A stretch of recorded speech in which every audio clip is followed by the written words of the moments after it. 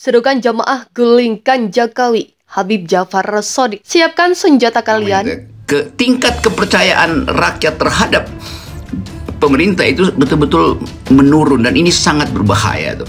Sementara kalau kita tahu Indonesia sekarang sudah jelas prestasinya di depan mata, terutama dalam masa kepemimpinan Pak Jokowi. Terus kenapa minta diturun? Jadi bayangkan sesuatu yang udah di ujung, yaitu tipping point, presiden sendiri turun tangan dengan macam-macam resiko, diolok-olok, dianggap berbahaya, tetapi publik tetap tidak kasih kepercayaan.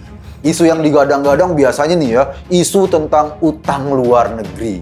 Padahal mah kalau mau kita telusuri, Indonesia sampai saat ini justru termasuk negara dengan tingkat utang yang paling sedikit di antara negara-negara di seluruh dunia. Jadi mungkin masyarakat Indonesia menunggu kalau Gandhi yang jadi presiden, kita ikuti tuh. Walaupun kita miskin sama-sama, tapi kita percaya bahwa ada perbaikan nanti tuh. Kenapa isu ini terus diangkat ke permukaan?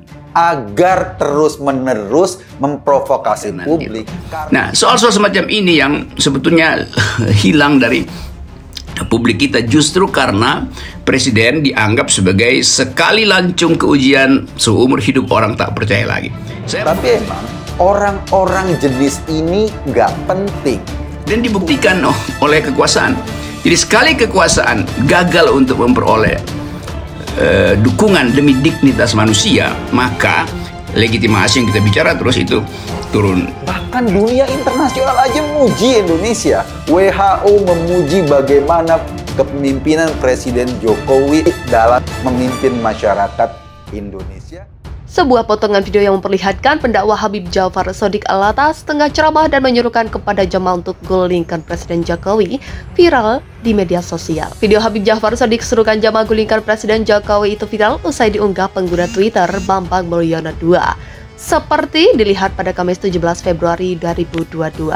Dalam narasi cuitannya, netizen itu menyebut pernyataan Habib Jafar dalam video itu tidak boleh dibiarkan lantaran berpotensi membuat negara bergoyang. Selain itu, ia juga melaporkan video terkait pernyataan Habib Jafar Shadiq tersebut ke Puspen TNI dan Polri. Kalau seperti ini dibiarkan, tidak menutup kemungkinan negara ini tergoyak oleh begundal-begundal yang mengatasnamakan agama. Mahfud MD Puspen TNI AD, Lisio Sigit CCIC Polri.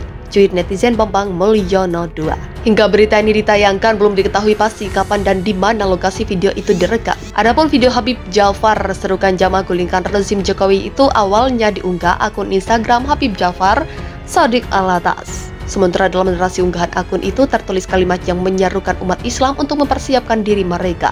Sedangkan dalam tayangan video itu tampak Habib Jafar tengah ceramah di hadapan banyak jamaah. Jafar Shadiq pun kemudian meminta kepada semua jamaah untuk menyiapkan senjata-senjata mereka. Habib Jafar juga menyerukan kepada semua jamaah untuk bersatu menggulingkan rezim pemerintahan Presiden Joko Widodo.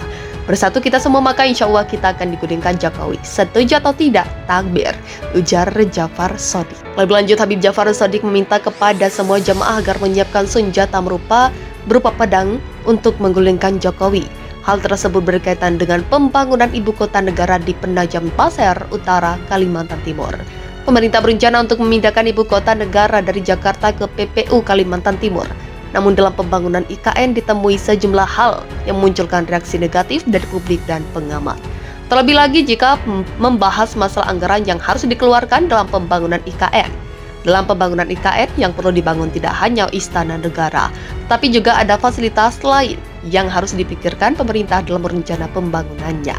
Namun dengan menghitung anggaran dari APBN, mantan Sekretaris Kementerian BUMN, Muhammad Said Didu menyebutkan jika tidak mungkin anggaran dari negara bisa mencukupi pembangunan fasilitas yang diperlukan di IKN. Jokowi menargetkan pembangunan IKN selesai pada 2024 untuk mengadakan upacara kemerdekaan Indonesia di IKN. Kalau 2023 dipaksakan, artinya pada saat titik defisit harus turun.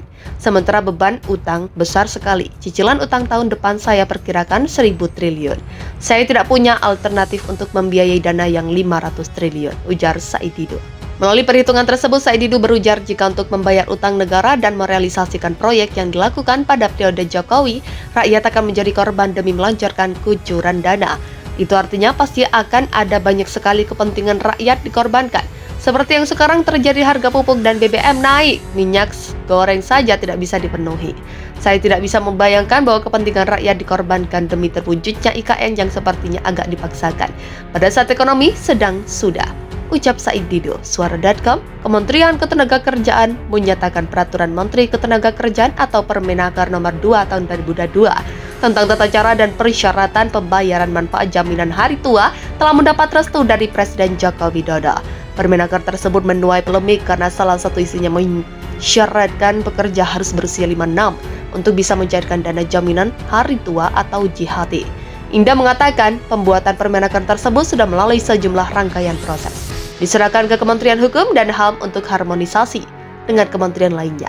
Lalu izin dari Sekretaris Kabinet. Seperti pemberitaan sebelumnya, Presiden Konfederasi Serikat Pekerja Indonesia atau KSPI, Said Iqbal menyebut Menteri Ketenagakerjaan Ida Fauzia telah melangkahi kewenangan Presiden. Hal itu dikatakan Iqbal menyoal Permenaker Nomor 2 Tahun 2022 tentang tata cara dan persyaratan pembayaran manfaat jaminan hari tua yang ditandatangani oleh Ida Fauzia. Padahal masih ada peraturan pemerintah nomor 60 tahun 2015 yang dikeluarkan Presiden Joko Widodo. Faktanya secara hukum Permenaker nomor 2 tahun 2022 bertentangan PP nomor 60 tahun 2015 yang ditandatangani Presiden Jokowi dan masih berlaku, jelas Iqbal. Dia pun memastikan Permenaker tersebut dibuat tanpa sepengetahuan Presiden. Maka dari itu mereka mendesak Presiden Jokowi untuk memecat Ida Fauzia sebagai Menteri Ketenagakerjaan. KSPI juga mendesak Permenaker Nomor 2 Tahun 2022 tentang tata cara dan persyaratan pembayaran manfaat jaminan hari tua dicabut. Cabut Permenaker Nomor 2 Tahun 2022 tentang pencairan manfaat JHT, kedua copot Menteri Tenaga Kerja, kata Iqbal.